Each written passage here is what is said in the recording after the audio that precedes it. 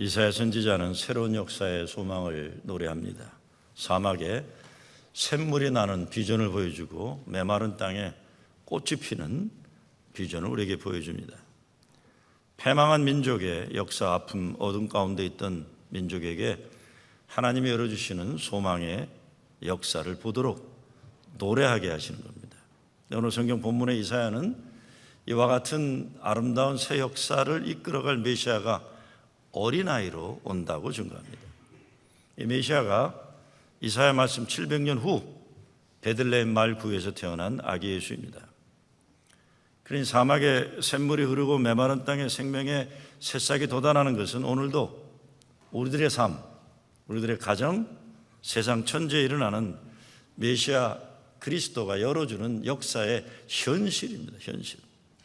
우리의 삶도 잘 들여다보면 하나님이 새롭게 열어주시는 사막의 샘이 넘쳐 흐르는 거룩한 생명의 새 역사의 증거들이 담겨져 있습니다.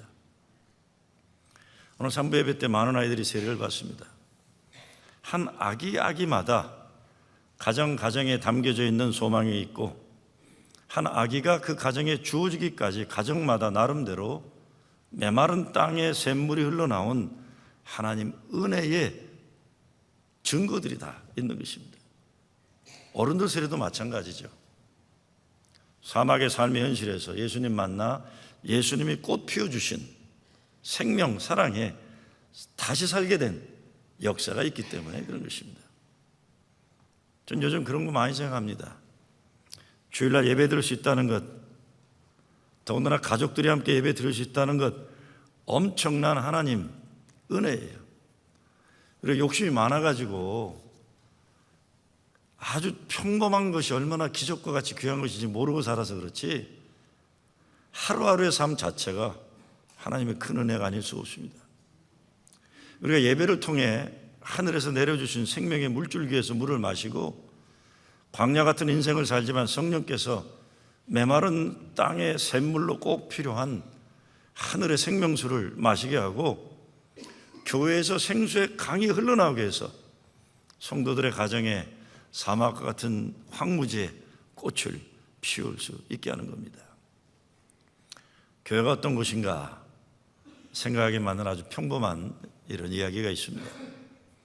15살 난 아들을 조기 유학을 보낸 아버지와 아들의 전화 내용입니다. 아들아, 네가 사는 동네 한국 사람들도 별로 없고 네 학교에 한국 사람도 학생이 너밖에 없는데 어린 네가 영어도 못하는 내가 외롭게 지내는 걸 생각하면 아빠는 잠이 안 온다. 그래 어떻게 지내냐? 아빠, 저 요즘 재미나요. 왜냐하면 집에서 먹는 밥처럼 밥 해주는 동네에 한국교회가 있어요. 찬송도 너무 좋고요. 점심도 주는데 참 맛있어요. 그래서 저는 요즘 헌금도 해요. 아빠, 네가 헌금을 한다고? 얼마씩이나 하는데 저 지난주일에는 5불 했어요. 야, 너무 많다. 학생 신분에 5달러 너무 많다. 보는 사람도 없는데 1달러만 해도 된다. 근데 아빠, 저도 큰 돈인 줄 아는데 꼭 그렇게 하고 싶거든요. 그래서 요즘 헌금 5불 내려고 햄버거 먹을 때도 콜라 대신 냉수를 마셔요. 이발도 2달에 한 번씩 해요. 교회 헌금 5불 내고 싶어서 그래요. 교회 가면 목사님이 저를 보면 아주 반가워하고 좋아하시고 또 교인들이 나를 데려다주고 데려오고 또 주일날만 되면 제 손을 꼭 잡고 기도해 주시는 할머니가 계세요. 전 주일날 교회에서 그렇게 교인들 사랑받으면 한 주간 넉넉히 버틸 수 있어요. 그래서 헌금 5불을 꼭 하고 싶거든요. 그래, 내가 그렇게 교회 가서 사랑을 받는다니, 야, 아빠 너무 좋다. 야, 5달러 너무 적다. 앞으로 10달러 내도록 해라. 그리고 교회는 절대로 빠지지 말고 헌금은 꼭 10불 내라, 아들아. 여러분 가운데 우리 목사가 이제는 애들 돈까지 뺏을래나 보다 이렇게 생각하는 분 안 계실 줄 알아요. 삭막할 수 있는 미국 생활이지만 미국 생활을 혼자 해야 하는 어린 아들을 보내놓고 아버지가 교회라는 것 때문에 이 아이가 행복할 수 있다는 것 때문에 얼마나 기쁠까요? 교회는 사막에 샘이 넘쳐 흐르게 하는 그것입니다. 메시아 그리스도 새 역사를 열어주는 분이 오시는데 한 아기다 그랬어요. 6절 말씀이에요. 이는 한 아기가 우리에게 낳고 한 아들을 우리에게 주신 바 되었는데, 이사야 7장에 보면 보라 처녀가 잉타하여 아들을 낳을 것이요 그의 이름을 임마누엘이라 하리라. 마태복음에 나오는 예수 탄생을 예언한 내용이 바로 이사야에 나오는 얘기입니다. 임마누엘이라는 건 하나님 우리와 함께 하시다 이런 뜻이죠. 그러니까 하나님 우리와 함께 하셔서 황무지 같은 우리네 삶에 꽃을 피우시고 절망에서 소망으로, 어둠에서 빛으로, 억압에서 해방으로 우리의 새 역사를 이루어 주신다는 겁니다. 누가복음에서는 지극히 높은 곳에서는 하나님께 영광이요 땅에서는 평화와 사람들을 향한 선한 뜻이로다. 예수님이 오신 새 세상은 하나님께 영광, 땅에 있는 우리 인간들에게는 평화, 새로운 세상의 도래입니다. 성탄절을 맞이하면서 우리에게 주어지는 도전은 그 아기 예수를 우리 삶 속으로 모시는 거예요. 아기 예수 오심을 기다리며 드리는 이런 시가 있습니다. 그리스도 베들레헴에 태어나심이 천수백 년을 헤아리건만 그리스도 내 자신의 마음에 나시지 않으시면 그 영혼은 아직 버림받은 그대로니라 그랬어요. 그분을 우리 삶에 영접하고 환영해 우리 가정에 들어오실 수 있도록 활짝 열어놔야 되는 거죠. 예수님 태어나시는 그때 당시의 사람들 자기들끼리 바빠서 추운 날 방문을 꼭꼭 닫아 걸었다. 그래서 예수님은 마구간에서 태어났다. 우리 마음의 문이 닫혀 있는 것들을 확 열어야 됩니다. 그 여는 길이 가장 연약한 것 같은 어린 아기 예수를 받아들이는 열려있는 가난한 마음입니다. 정말 어린아이들이에요. 제일 가슴 아픈 게 어린애들이 아픈 거 아니에요. 어른들 잘못 때문에 애들이 상처받는 것. 올해도 이 세상에서 가장 아픈 곳이 있다면 시리아 알레포라는 도시입니다.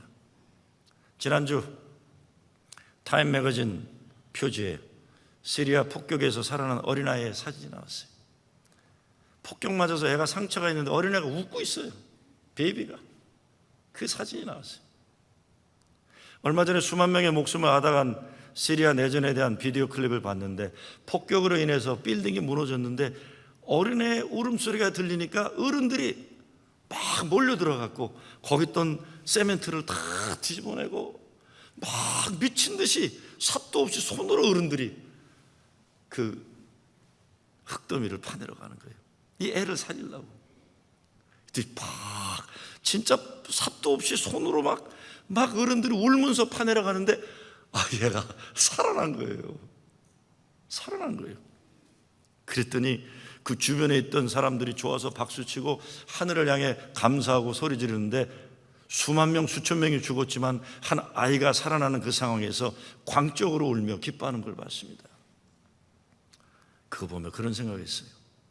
한 생명이 저리도 중요한데 한 생명이 살아나는 것 보고 사람들은 저리도 좋아하는데 무엇을 위해 수만 명 수십만 명 죽고 동족이 죽였으면서도 아직도 전쟁을 중단하지 못할까? 도대체 이념은 뭐고 종교는 뭐고 사상은 뭐고 누가 정권을 잡으면 어떻고 그렇게 많은 동족들의 목숨을 앗아가면서도 전쟁을 멈추지 못하는 걸까? 그런가 하면 전 목회하면서 감동받는 건 인종과 민족과 종교를 뛰어넘어 사람을 살리려는 사람들을 보는 겁니다. 재작년인가요? 중동 지역에 메르스라는 아주 무서운 전염병 때문에 전 세계가 난리를 쳤어요. 근데 제가 섬겼던 교회 집사님 딸이 존스 홉킨스 대학에서 의대를 졸업한 의사인데 얘가 여자인데 자원해서 거길 간 거예요. 문제는 자원해서 가서 사람들을 돌보다가 병에 걸렸어요. 얼마나 속상한지. 다행히 에모리 대학이 이게 잘 돼 있어갖고 치료를 잘 받고 치유되는데, 그때 치유된 다음에 제가 화가 나서 그랬어요. 아무리 의사라고 해도 여자애가 왜 그런 위험한 것에 갔느냐, 미쳤냐, 엄마한테 막 야단을 쳤어요. 도대체 애를 붙잡아야지 여자애를 그런 데 보내면 어떡하냐. 왜냐하면 내가 그 여자 의사 아버지 장례식을 내가 치렀고 고등학교 때부터 봤기 때문에 나는 목사라서 내 나름대로 그 아이를 보호하는 마음에서 그런 거예요. 제게 돌아온 답이, 그 의사, 여학생이 아니죠, 여자 의사 답이, 다른 기회가 또 주어진다면 나는 또 그렇게 할 거다. 왜? 나는 의사이니까. 난 의사이니까. 미치지 않았다는 거예요. 사실 참 우리 자녀들, 자랑스러운 자녀들 많아요. 옛날 뉴올리언스에 카트리나 허리케인 왔을 때 역시 그 교회 아들이 의사인데 소식이 안 되는 거예요. 살아있는지 어떻게 되는지. 나중에 발견됐는데 병원의 환자들을 다 대피해내라고 마지막까지 남아있었던 게 우리 권사님 아들이었어요. 마지막까지 남아있어요. 온 병원이 감동받은 거예요. 경찰들까지 다 도망가고 아무도 도시를 지키려는 사람이 없었는데 의사이기 때문에 환자들을 다 무사히 대피시키고 마지막으로 나온 거예요. 이런 가정, 이런 자녀를 배출할 수 있는 가정, 이런 자녀를 배출할 수 있는 교회가 될 수 있다면 얼마나 큰 자랑이고 영광인지 모릅니다. 아기 예수가 이 세상에 오시는 것은 더 이상 무고한 생명 죽고 죽이는, 특별히 어린아이들이 죽어가야 하는 이런 못된 세상 역사 그만하라, 중단시키러 오는 겁니다. 여러분, 지난주에도 독일 베를린에서 크리스마스 축제하는 곳에 트럭으로 몰고 가서 테러가 일어나 사람들이 죽었잖아요. 세상 수많은 곳에 이런 일들이 벌어지고 있어요. 요즘 뉴스를 보면 마음이 멍해집니다. 세상이 과학이니 뭐니 다 발전하는데 사람들의 마음만 선하게 발전하지 않는 것 아닌가, 가슴 아픈 일이에요. 여러분, 전쟁이 일어나면 항상 약한 노약자들, 어린아이들, 여자들, 노인들이 피해를 제일 많이 보는 거예요. 이런 전쟁과 테러의 역사, 메마른 사막과 같은 세상에 아기 예수가 사막의 샘물을 광야의 강이 흐르게 하려고 오시는 겁니다. 왜 보잘것없는 미천한 여인의 몸을 빌어 예수님은 태어나셨을까요? 연약한 아기에게 우주 만물의 미래가 담겨져 있다. 이 신비한 하나님의 은혜를 볼 수 있는 눈, 이게 믿음이죠. 이게 믿음이에요. 문정희 시인이 쓴 시 가운데 이런 구절이 있습니다. 한 사람이 떠났는데 소울이 텅 비었다 그랬어요. 한 사람이 떠났는데 소울이 텅 비었다. 한 사람이 그렇게 중요한 거예요. 근데 거꾸로 말하면 한 사람이 찾아오니 온 세상이 사랑으로 가득하다. 한 사람이 찾아오니. 아기 예수는 온 세상을 구원하는 하나님 사랑과 생명, 소망, 평화, 기쁨이 모든 것을 완성하는 분입니다. 예수님 한 분 계시면 사막과 같은 메마른 가정, 교회, 이 미국 땅, 세계 만방이 사랑이 가득한 세상으로 바뀌는 새 역사가 시작되는 겁니다. 그분 한 분 있으면. 이혜인 수녀가 예수 탄생을 노래하며 이렇게 썼어요. 예수 아기시여, 신앙이 없이는 차마 알아들을 수 없는 놀라운 약속과 은총의 아기시여, 우리의 어둠에 어서 불을 켜게 하소서. 신앙이 없이는 차마 알아들을 수 없는 놀라운 약속과 은총의 아기시여, 하나님께서 인간의 모습으로 세상에 오시어 인간들을 사랑하시고 구원하시고 인도하시는 이 놀라운 사건, 이 사건입니다. 그래서 오늘 7절에 보면 이렇게 말씀합니다. 그 정사와 평강의 더함이 무궁하며 또 다윗의 왕자와 그의 나라에 군림하여 그 나라를 굳게 세우고 지금 이후로 영원히 정의와 공의로 그것을 보존하실 것이라. 만군의 여호와의 열심히 이를 이루시리라. 참 재미난 구절이 있어요. 만군의 여호와 하나님의 열심이다 그랬어요. 사람의 열심이 아니에요. 사람의 열심이. 하나님의 열심인데 그 열심이 뭡니까? 자기 아들 독생자 예수 그리스도 우리에게 보내셔서 우리를 구원하시는 열심이에요. 우리를 살리기 위한 열심이에요. 그 열심이에요. 사람의 노력이 아니에요. 자녀들은 사실 부모들의 열심 잘 모르죠. 얼마나 귀한 존재예요. 제가 이제 좀 나이가 좀 들어 목회하니까, 또 교회가 좀 큰 교회 목회하니까 좋은 게 있어요. 그거는 부목사들이 많이 있다 보니까 이게 때가 되면 부목사들이 뭘 가지고 와요. 뭘 가지고 와. 저도 대접받는 것 별로 싫지 않은 나이가 되어서 그런지 어린 부목사들에게 뭔가 받는 기쁨이 괜찮아요. 그것도 괜찮아요. 물론 부목사들이 가져오는 건 뭐 그렇게 뇌물성은 아니니까 뭐 큰 문제는 안 되는 것들입니다. 제가 이전 교회에서 목회할 때는 오래 있었기 때문에 제 식성을 잘 알아가지고 정확하게 내가 좋아하는 것들을 부목사 부모님들이 한국에서 보내와요. 네, 보내와요. 할렐루야. 네. 네, 귀 있는 자는 들으시기 바랍니다. 네. 개척 나간 부목사 장모님이 인천 소래포구에서 구했다고 서대 말린 거 보내오더라고요. 버지니아에서 목회하는 옛날 부목 출신이 한국 부모님이 보내왔다고 청양고춧가루 보내오더라고요. 강화도 순무로 만든 깍두기라고 보내오고, 속초에 가재미 식혜라고 보내오고, 명태 식혜도 좋아하는데 보내오는 거예요. 부모들이 열심히 해요. 부모들이. 야, 네 목사님 갖다 드려라. 목사님 갖다 드리라. 리스트 다시 말씀드립니다. 서대, 가자미 식혜, 청양 고춧가루, 강화도 순무 깍두기, 이런 것들. 또 뭐가 있는지 나중에 말씀드리도록 하겠습니다. 자녀들이 그럴까요? 자녀들이 부모님 다니는 교회 담임 목사한테 그렇게 할까요? 그렇죠. 부모들은 그래요. 부모들은. 그런데 오늘 성경에는 하나님의 열심이에요. 하나님의 열심. 오늘 아기 예수가 오심을 축하하는 이날 이사야는 하나님의 열심이 우리 가운데 임했다는 겁니다. 그 사랑, 그 은혜가 오늘 우리가 사는 이 세상에서 아기 예수의 모습으로 오는 거예요.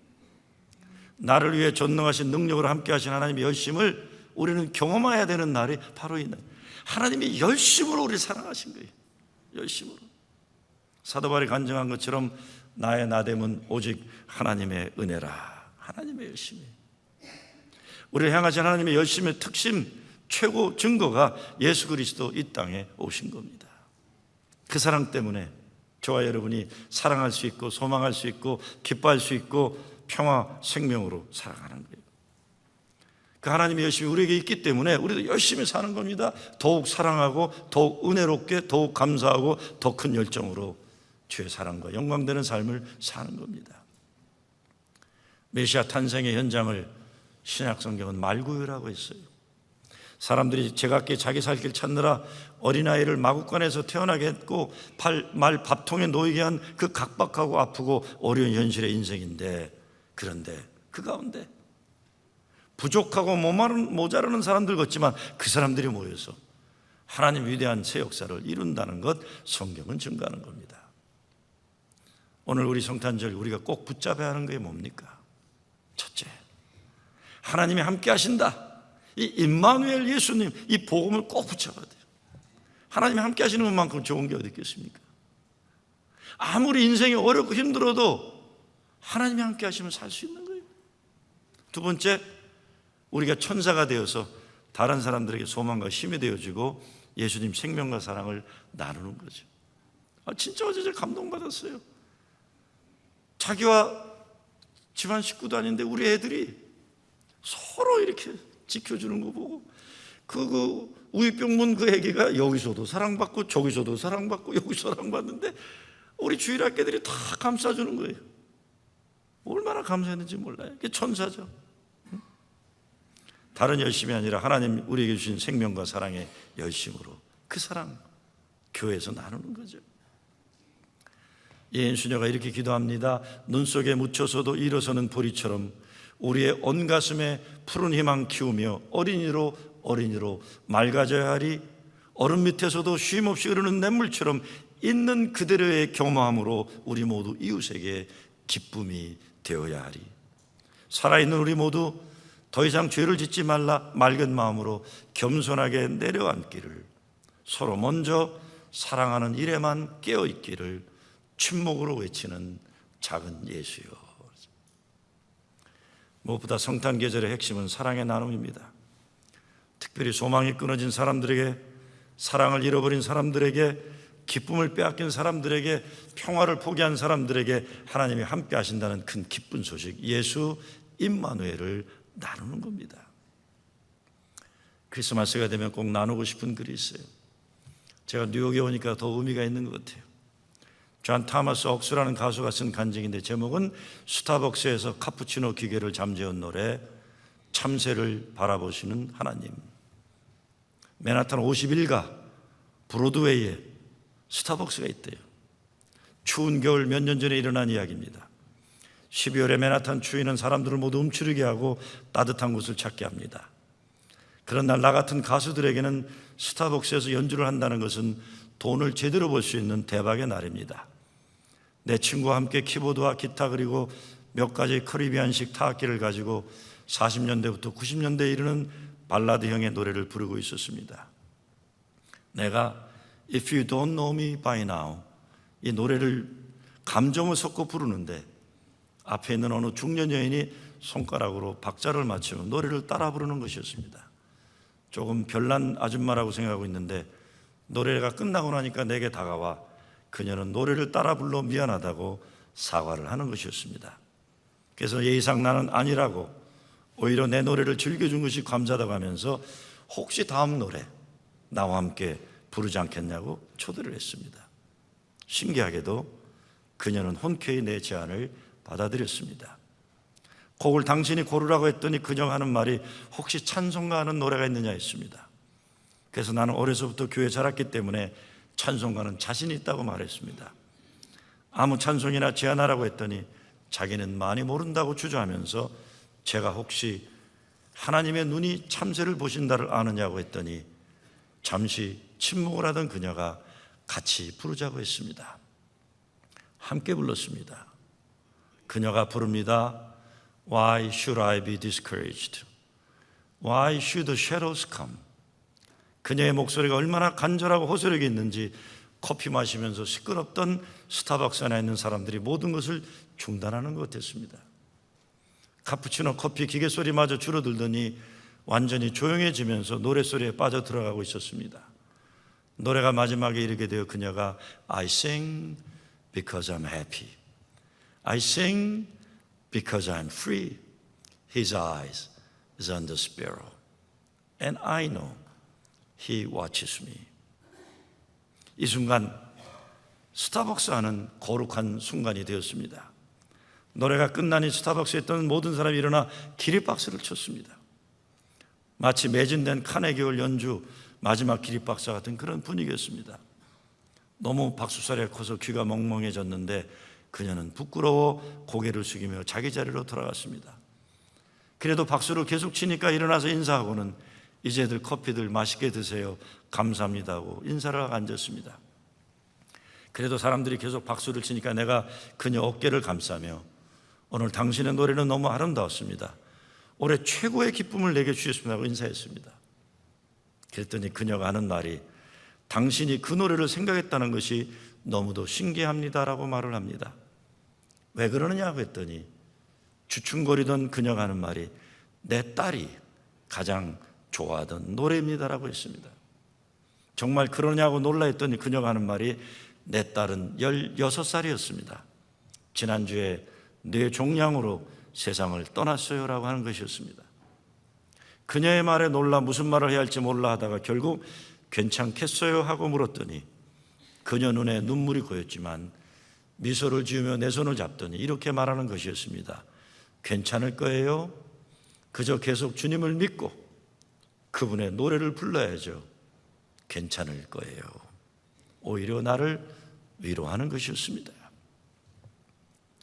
그분이 계신데 왜 내가 실망하고 좌절해서 이렇게 살아야 하느냐는 것이죠. 하나님이 참새 한 마리도 눈여겨보시고 돌보시는데 하물며 나 같은 하나님의 자녀 인간에게 눈을 돌리시겠느냐. 그래서 그분 때문에 I sing because I'm happy.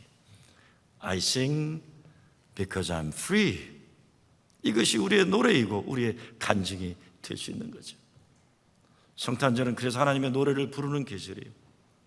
메마른 사막에 샘물이 흐르고 노예로 끌려간 백성들에게 해방이, 밑둥 잘린 나무 그루터기에서 새싹이 나는 소망의 새 역사를 우리가 살 수 있는 것입니다. 하나님 사랑의 가장 완전한 선물, 아기 예수 영접함으로 어떤 메마른 사막과 같은 인생 현실 가운데서도 예수님 때문에 넘쳐 흐르는 그 생명수, 천하의 가장 행복한 노래를 부르는 여러분 되시길 주의 이름으로 축원합니다.